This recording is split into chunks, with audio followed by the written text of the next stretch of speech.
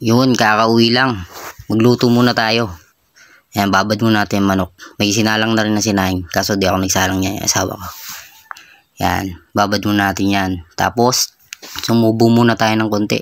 Medyo gutom na. Upo na may sardinas. Yan, tilarin na natin. Napalambot na natin yan eh. Kanina kasi frozen yan.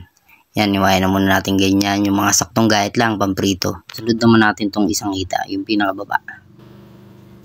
Matigas. Medyo matigas na tong buto nito.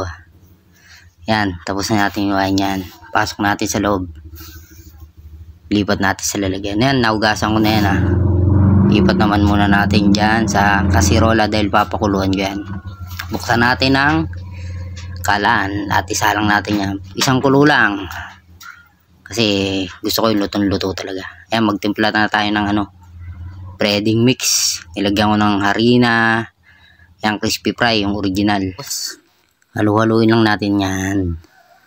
Lagyan na rin natin ng paminta. Yan, dagdagan natin ng harina, parang kulang. Tsaka magic. Yung kumulo na yan Tapos yan. Haluin na natin dyan para mabalutan siya ng buo. Yan, okay na. Yan, umuusok-usok na yan. Uy, tayo ng mantika muna. Kasi kukulangin yung bukas kong mantika. Yan, isang buo lagay natin. Tapos tsayin nyo na lang. Kung mainit na, yan, lagay na natin yan.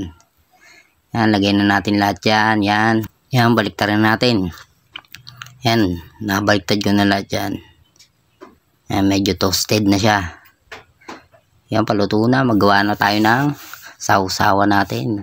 Suka, silim, sibuyas, may bawang yan. Yan na, kain na tayo. Subo. Isang subo. Thank you.